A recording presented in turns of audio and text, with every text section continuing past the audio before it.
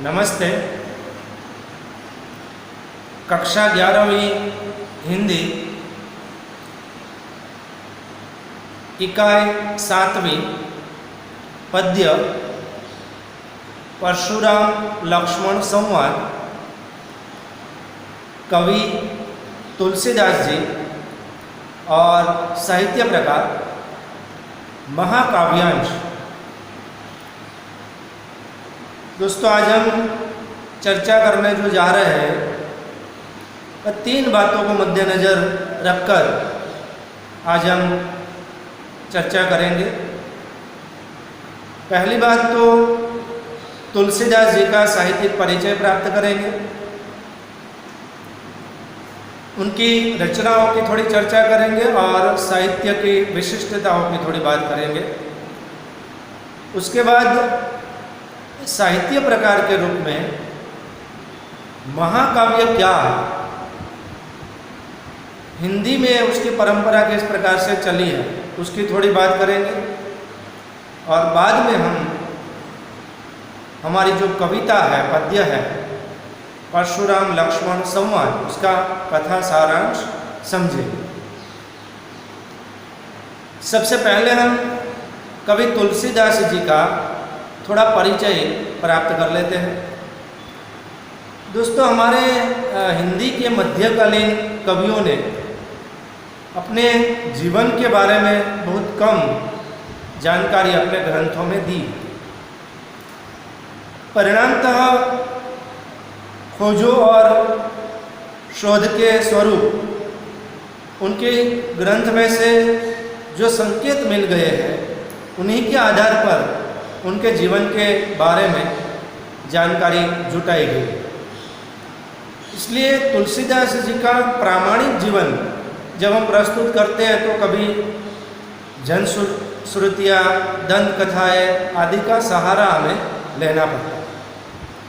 इसलिए इनके जन्म, इनके माता पिता, इनकी साहित्यिक कृतियों की प्रामाणिकता, इन पर विचार विमर्श अलग अलग ग्रंथों में अलग अलग रूप से होता रहा है। तो तुलसीदास जी के जन्म एवं जीवन परिचय का थोड़ा परिचय प्राप्त कर लेते हैं। गोस्वामी तुलसीदास जी को अभिनव वाल्मीकि और राम बोला के नाम से भी जाना जाता है। गोस्वामी तुलसीदास जी का जन्म उत्तर प्रदेश का बांदा जिला और वहाँ का राजापुर करके गांव है, वहाँ उनका जन्म 1532 में हुआ था। अब इस जन्म स्थान के बारे में भी जो है वह अलग अलग बातों को दर्शाया गया है। एक विद्वानों का पक्ष ऐसा है जो गोस्वामी तुलसीदास जी का जन्म सोरो यानी कि शुकर खेत करके स्थान है, वहाँ अयोध्या में मानते हैं।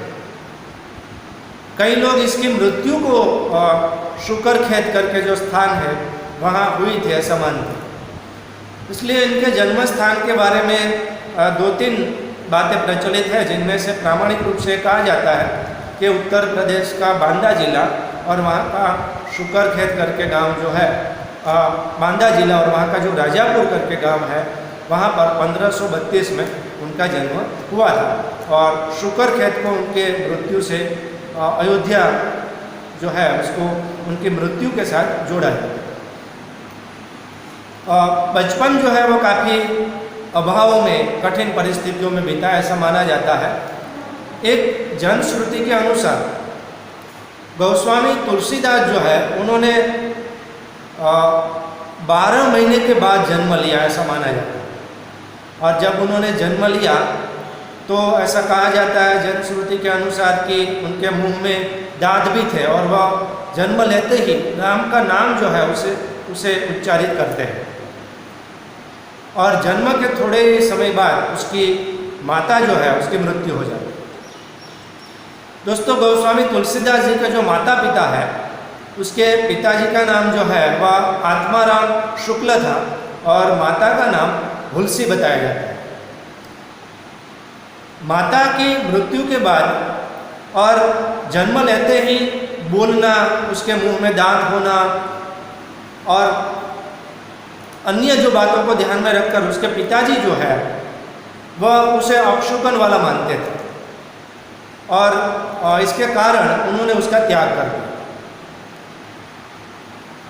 तुलसीदास इधर उधर जीवन में भटकते रहे बचपन में और राम राम बोलते रहे, इसलिए आसपास का जो विस्तार था वे सभी उन्हें राम भोला के नाम से पुकारते थे। लेकिन बुद्धि जो थी, प्रतिभा जो थी, वह तेज थी। अचानक उसकी मुलाकात जो है, एक बार राम भजन गाते गाते तुलसीदास जी जा रहे थे राम राम बोलते बोलते, और नरहरि दास जो है उस समय के प्रसिद्ध पंडित विद्वान थे, उन्होंने उसको देखा और उनकी राम भक्ति पर प्रसन्न होकर उन्हें विधिवत अपना शिष्य बनाया और ज्ञानार्जन उनको प्रदान किया। दीक्षा देने के बाद बाबा नरहरि दास जो है उन्होंने उसे शास्त्रों, वेदों, वेदांगों, पुराणों का अभ्यास करवाया और अपने शिष्य के रूप में अपने पास रखा। बाबा नरहरि दास ने ही ऐसा कहा जाता है कि सबसे पहले वाल्मीकि रचित जो रामायण है उसका जो कथा है वह सबसे पहले उन्हें सुनाई। और राम भक्ति में इतने तल्लीन रहते थे तुलसीदास जी कि बाद में उन्होंने बाबा नरहरि दास से जो रामायण की कथा सुनी थी उसको उन्होंने अपने ढंग से प्रस्तुत की। और जो हिंदू धर्म का धर्म ग्रंथ है जिसका नाम है रामचरितमानस, तो रामचरितमानस के रूप में ये रचना हिंदी साहित्य में भी प्रसिद्ध है और हिंदू धर्म के धर्म ग्रंथ के रूप में भी मानी गई है, स्वीकारी गई है। एक जनश्रुति के अनुसार तुलसीदास जी जो है वह वाल्मीकि के अवतार है, ऐसा माना जाता है।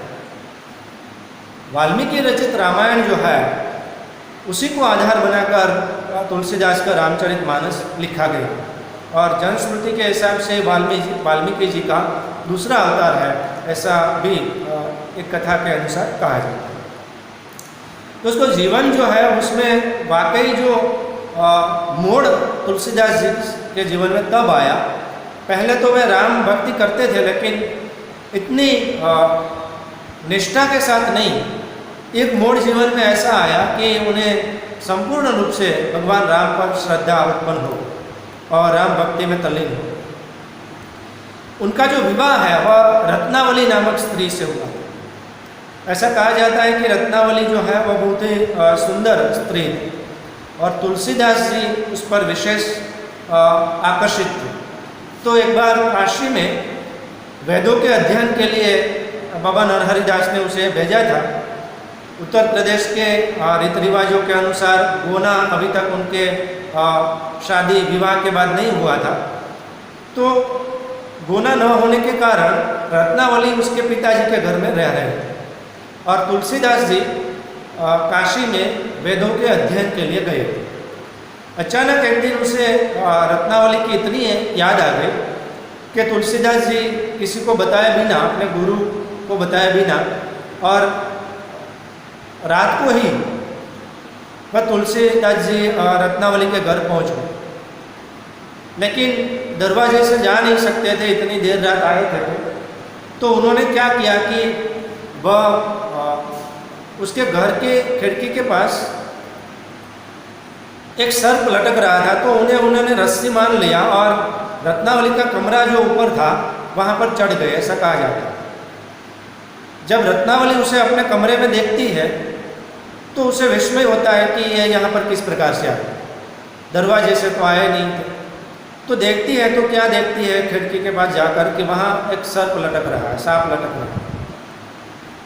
तो तुलसीदास जी को उलाहना देती है कि आपको मेरे प्रति जितनी प्रीति है, अगर भगवान राम के प्रति उतनी श्रद्धा और उतनी रुचि होती है आपको भक्ति में, तो आपका जन्म जन्म का जो बंधन है वह टल जाता है। तुलसीदास जी को इस उलाहना से बहुत लग आता है और फिर वे चले जाते हैं और संपूर्ण रूप से राम भक्ति में तल्लीन हो जाते हैं, रामचरितमानस की रचना करते हैं। दोस्तों, ये रामचरितमानस धर्म ग्रंथ के बारे में भी काफ़ी बातें प्रचलित है।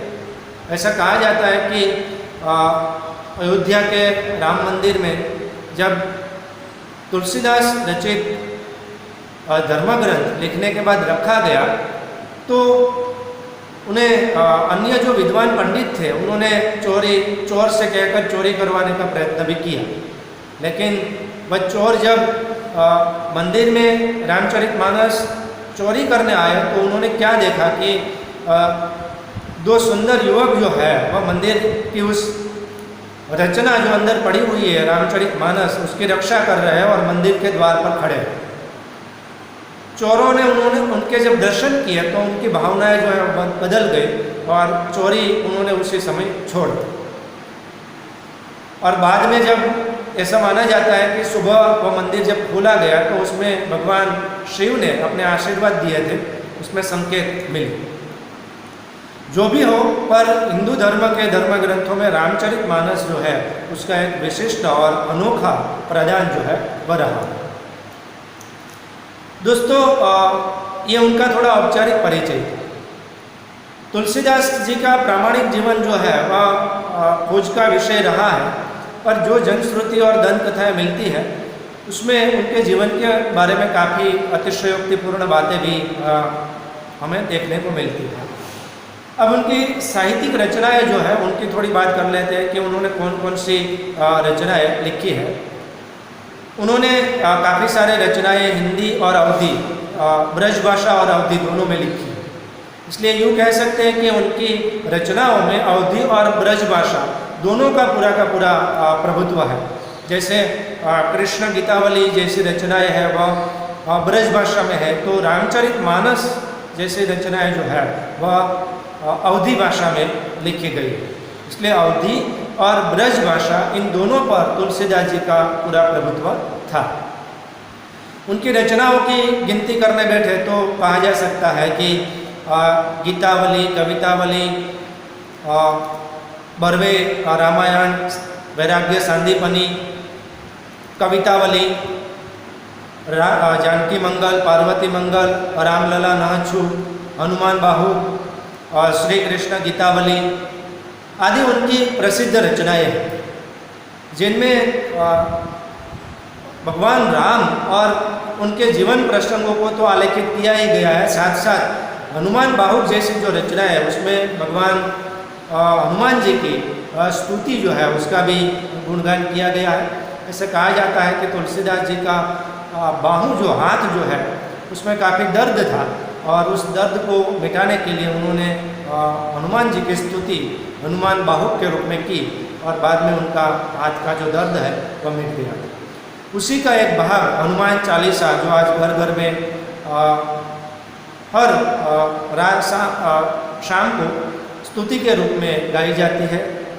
तो ये तुलसीदास जी जो है उन्होंने भगवान राम और कृष्ण गीतावली जो है और पार्वती मंगल, ये 2-3 रचनाएं ऐसी है जो रामचरित या राम कथा से दूर हटकर भगवान शिव पार्वती के जीवन प्रसंगों का थोड़ा बहुत वर्णन और साथ ही साथ भगवान कृष्ण गीतावली में भगवान कृष्ण की गुणगान भी उन्होंने किए। तो उनकी ये रचनाएं हैं जो हिंदी साहित्य में प्रसिद्ध है। फिर भी एक बार नाम दोहरा देते हैं। कवितावली, गीतावली, जानकी मंगल, पार्वती मंगल, वैराग्य सांदीपनी, बरवे रामायण, पार्वती मंगल, श्री कृष्ण गीतावली, रामलला नहछु, बरवे रामायण आदि उनकी प्रसिद्ध रचनाएं हैं। कुल मिलाकर कह सकते हैं कि उनका अवधी और ब्रज भाषा में संपूर्ण रूप से साहित्य प्रकाशित हुआ। अब हम यहाँ जो कृति है परशुराम लक्ष्मण संवाद, वह तुलसीदास जी का रामचरितमानस और उसका जो बाल कांड है उस प्रसंग पर आधारित है, जब सीता स्वयंवर में भगवान राम के द्वारा शिव धनुष तोड़ने पर परशुराम जी प्रकट होते हैं और क्रोध करते हैं कि यह धनुष्य किसने तोड़ा है। तो उसके साथ लक्ष्मण जी जो संवाद कर रहे हैं, जो उसके क्रोध करते वक्त परशुराम जी जो आत्म प्रशंसा करते हैं, उनका खंडन करते हुए जो चर्चा होती है उसका यहाँ पर वर्णन किया गया है। ये थोड़ा तुलसीदास जी का औपचारिक परिचय था। दोस्तों अब हम काव्य साहित्य के एक नए स्वरूप को पढ़ने जा रहे हैं जिसका नाम है महाकाव्यांश।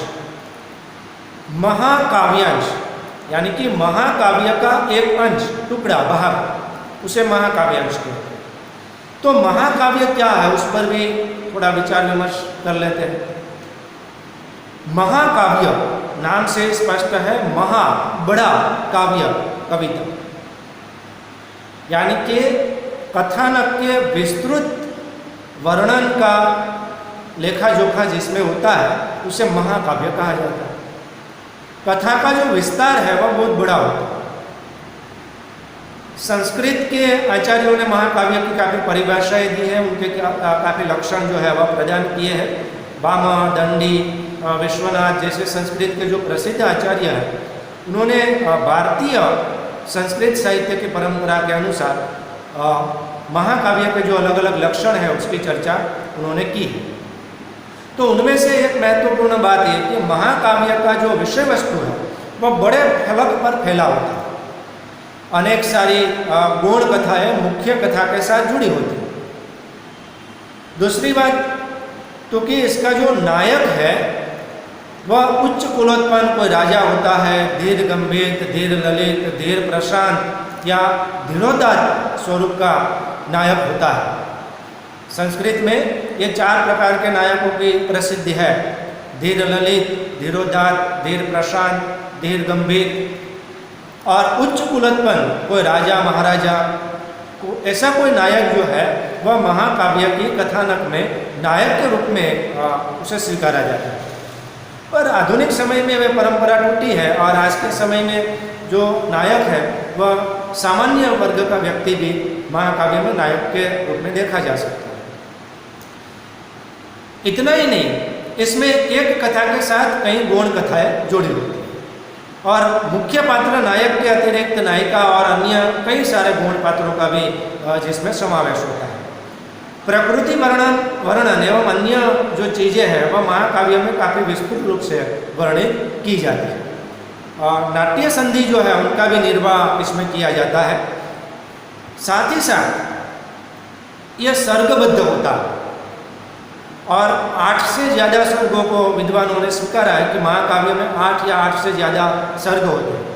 और दूसरी बात तो ये कि एक सर्ग जो है, भाग जो है, उसमें छंद जो है वह एक ही प्रकार का रहता है, लेकिन अंतिम सर्ग के अंतिम भाग में छंद परिवर्तन करना आवश्यक होता है।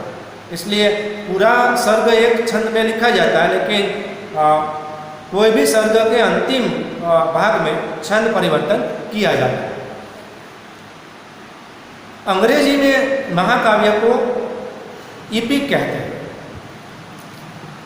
जैसे भारतीय महाकाव्य की लक्षण और परंपरा की बात है, वैसे ही अंग्रेजी साहित्य में, पाश्चात्य साहित्य में भी इसके लक्षणों पर विचार विमर्श जो है वह किया जाता है। ओडिसी और इलियड जैसे महाकाव्य जो है वह पाश्चात्य साहित्य में भी बहुत प्रसिद्ध हुए। होमर की कई रचनाएं बहुत ही प्रसिद्ध महाकाव्यों के रूप में ग्रीक और अन्य भाषाओं में भी प्रसिद्ध है। तो महाकाव्य का विस्तार जो है वह ऐसा माना जाता है कि हर अलग अलग संस्कृति ने अपने अपने ढंग से उसे लिया है। उसके लक्षणों के आधार पर अलग अलग भाषाओं में, अलग अलग संस्कृतियों में महाकाव्य मिल जाया करता है। दोस्तों, काव्य साहित्य के जो 3 प्रकार बताए गए हैं उनमें से महाकाव्य एक भाग है प्रबंध। काव्य साहित्य के 3 महत्वपूर्ण भाग कौन से? तो कि एक प्रबंध काव्य, चंपू काव्य और मुक्तक काव्य। प्रबंध काव्य 2 प्रकार का होता है, एक महाकाव्य और दूसरा खंड काव्य। चंपू काव्य का अर्थ होता है गद्य और पद्य जिसमें मिश्रित स्वरूप में आए उसे चंपू काव्य कहते हैं। और मुक्तक मतलब हम जो छोटी छोटी रचनाएं कविताओं के रूप में पढ़ते हैं, शेर, शायरी, गजल, प्रकृति कविता या कोई अन्य प्रकार की कविता, वह सभी मुक्तक में आते हैं। तो प्रबंध काव्य 2 प्रकार के स्वीकार है। खंड काव्य, जैसे कि नाम से स्पष्ट है, किसी एक खंड जीवन प्रसंग का जिसमें आलेखन हो उसे खंड काव्य कहते हैं। और नायक के जन्म से लेकर मृत्यु पर्यंत तक की विस्तृत कथा का प्रवाह जिसमें बुना जाता है उसे महाकाव्य कहा जाता है। तो ये थोड़ी महाकाव्य पर चर्चा हमने की कि महाकाव्य क्या है। हमारे यहाँ रामचरितमानस के बाल कांड में से ये कथानक महाकाव्य का चुना गया। अब आपके मन में यह भी प्रश्न हो सकता है कि हिंदी का पहला महाकाव्य कौन सा?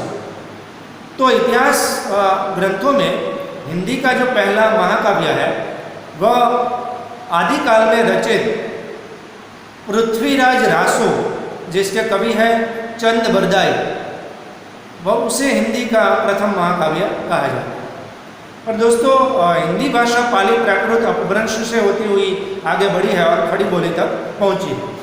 तो प्रारंभ में जो खंड काव्य हमें महाकाव्य हमें मिला चंद बरदाई रचित पृथ्वीराज रासो, वह प्राकृत भाषा में लिखित कृति है। तो हम ये कह सकते हैं कि तो खड़ी बोली हिंदी में जो आज हम मानक भाषा के रूप में पढ़ते हैं, जिस खड़ी बोली हिंदी को, उसमें लिखा हुआ पहला महाकाव्य कौन सा है? तो हिंदी में खड़ी बोली हिंदी का पहला जो महाकाव्य है वह अयोध्यासी उपाध्याय रचित प्रिय प्रवास, जो राधा और कृष्ण के जीवन की कथा को आधार बनाकर लिखा गया है, उसे हिंदी का पहला खड़ी बोली में लिखित महाकाव्य माना जाता है। कौन सा? तो कि अयोध्यासी उपाध्याय रचित प्रिय प्रवास हिंदी का पहला महाकाव्य स्वीकारा गया।